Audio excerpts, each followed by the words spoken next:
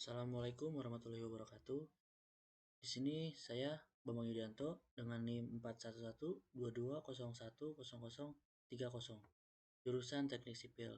Di sini saya akan mempresentasikan tugas besar 2, aspek hukum dalam pembangunan.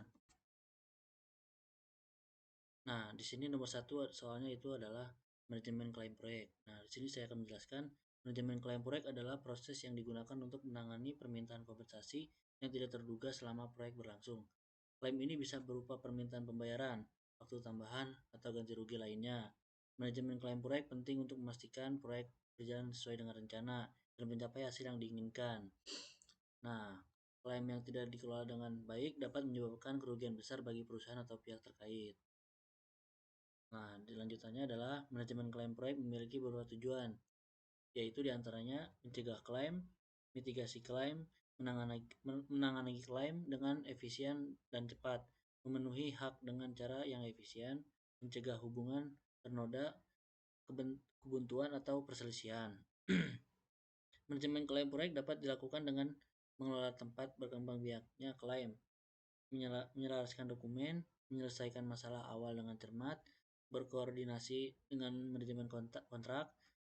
Manajemen klaim proyek perlu dilakukan sejak awal proyek, yaitu saat penyusunan kontrak. Manajemen klaim proyek merupakan alat bagi pelanggan dan juga kontraktor untuk menyelesaikan situasi terduga yang muncul selama proyek, tetapi tidak tercakup dalam manajemen perubahan. Manajemen klaim sangat penting di awal dan akhir proyek, dimulai dengan penyusunan kontrak. Nah, di sini saya akan menyebutkan contoh kasus yang manajemen klaim proyek. Contoh kasusnya adalah pembangunan gedung perkantoran tinggi 20 lantai, pihak terlibat, pemilik owner atau pemilik proyek, kontrak utama, konsultan pengawas. Skenario klaimnya adalah kontraktor utama mengajukan klaim kepada pemilik proyek karena keterlambatan yang disebabkan oleh perubahan desain yang diinstruksikan oleh konsultan. Langkah-langkah manajemen klaim yaitu adalah identifikasi klaim. Kontraktor menyadari bahwa perubahan desain yang diberikan menyebabkan penundaan 45 hari. Pada jadwal pengerjaan struktur utama, mereka mengklaim biaya tambahan untuk pekerja, peralatan, material akibat keterlambatan. Oke, baik, saya akan lanjutkan nomor 2. Arbitrase. Arbitrase adalah proses penyelesaian sengketa di luar pengadilan dengan bantuan pihak ketiga yang netral. Pihak ketiga ini disebut arbiter yang bertugas memimpin perundingan dan memberikan keputusan akhir. Keputusan arbiter bersifat final, mengikat, dan memiliki kekuatan hukum yang sah.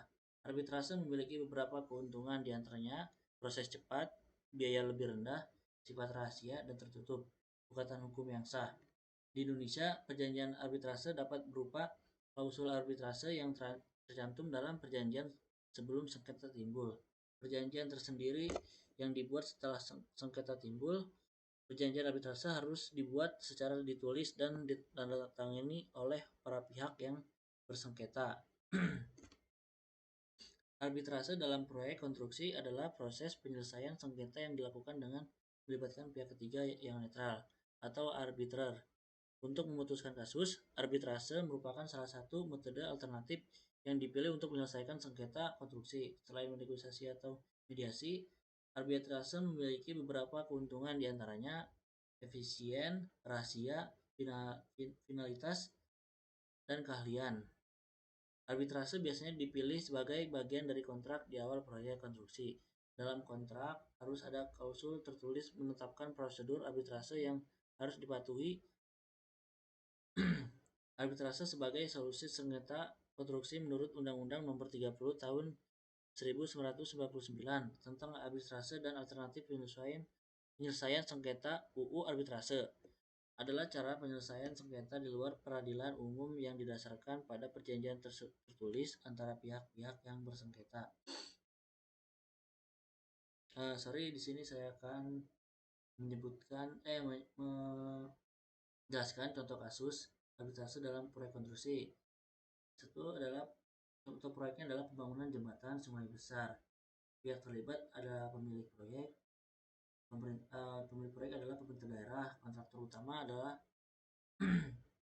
Badan Arbitrase Nasional Indonesia atau BANI. Latar belakang kasus, kontraktor mengajukan klaim kepada pemilik proyek karena penundaan proyek selama 3 bulan yang mereka anggap disebabkan oleh lambatnya pemilik proyek dalam menyediakan lahan kerja. Akibat penundaan ini, kontraktor mengalami kerugian finansial yang signifikan dan meminta kompensasi sebesar 10 miliar. Pemilik proyek menolak klaim tersebut dengan alasan bahwa kontraktor seharusnya dapat melakukan pekerjaan di lokasi baik terlebih dahulu, sehingga tidak ada justifikasi untuk kompensasi tersebut. Langkah-langkah arbitrase, pengajuan sengketa ke arbitrase ketika negosiasi gagal, kedua pihak sepakat untuk menyelesaikan sengketa melalui arbitrase.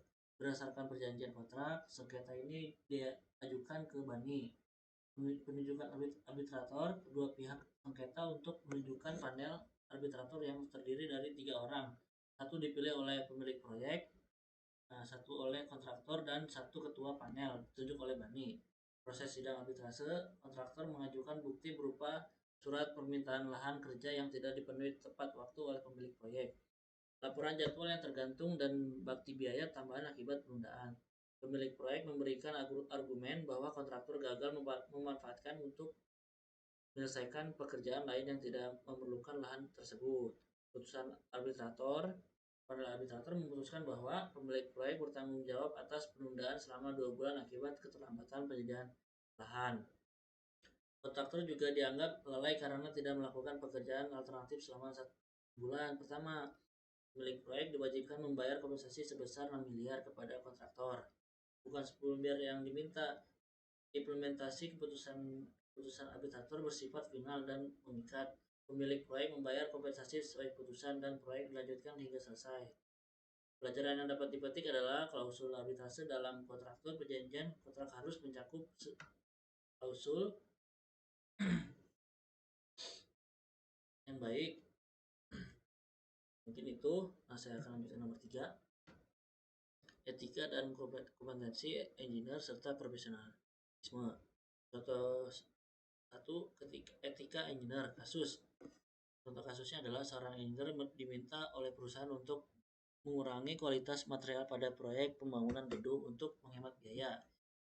Engineer tersebut mengetahui bahwa penggunaan material berkualitas rendah dapat membahayakan keselamatan struktur dan pengguna gedung. Tindakan beretika, engineer menolak permintaan tersebut karena bertentangan dengan prinsip etika profesi, yaitu mengutamakan keselamatan publik di atas kepentingan pribadi atau perusahaan. Engineer melaporkan masalah ini ke otoritas yang relevan untuk memastikan proyek tetap berjalan sesuai standar keamanan. Prinsip etika yang diterapkan adalah 1, mengutamakan keselamatan dan kesejahteraan masyarakat. Kedua, menjaga integritas dan tidak memihak kepentingan yang melanggar standar profesional.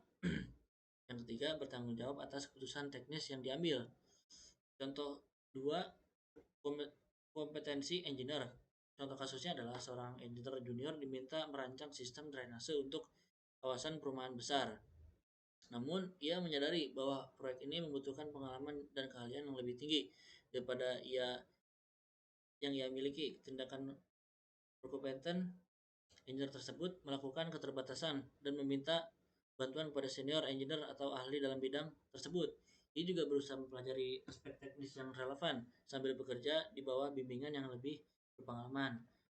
Prinsip kompetensi yang diterapkan adalah 1, bekerja hanya dalam lingkup keahlian yang dikuasai, tidak mengambil tanggung jawab teknis yang melampaui kompetensi tanpa dukungan. 3, terus belajar untuk meningkatkan keahlian teknis. Dan contoh ketiga, profesionalisme engineer. Contoh kasusnya adalah dalam sebuah tender proyek infrastruktur, seorang engineer ditawari suap oleh kontraktor agar memenangkan kontrak. Meskipun kontraktor tersebut tidak memenuhi persyaratan teknis, tindakan profesionalisme engineer tersebut menolak suap, memastikan bahwa proses seleksi kontraktor dilakukan secara transparan dan berdasarkan kriteria teknis serta keuangan yang objektif. Prinsip profesionalisme yang diterapkan adalah 1, mematuhi hukum dan peraturan yang berlaku. 2, menjunjung tinggi transparansi dan keadilan dalam pengambilan keputusan. 3, menolak segala bentuk korupsi atau tindakan yang melanggar integritas. Kesimpulan dan nilai pentingnya adalah satu, etika memastikan bahwa engineer bertindak dengan tanggung jawab dan sosial dan normal. Dua, kompetensi menegaskan pentingnya keahlian teknis yang memadai untuk melaksanakan tugas dengan benar. Tiga, profesionalisme menuntut engineer untuk menjaga integritas, transparansi, dan menghormati standar profesi. Kasus-kasus ini menunjukkan bagaimana seorang engineer dapat bertindak dengan integritas dan tanggung jawab, sekaligus meningkatkan kepercayaan masyarakat terhadap profesi teknik. Terima kasih. Kurang lebih saya Bambang Yudianto, kurang lebihnya mohon maaf. Assalamualaikum warahmatullahi wabarakatuh.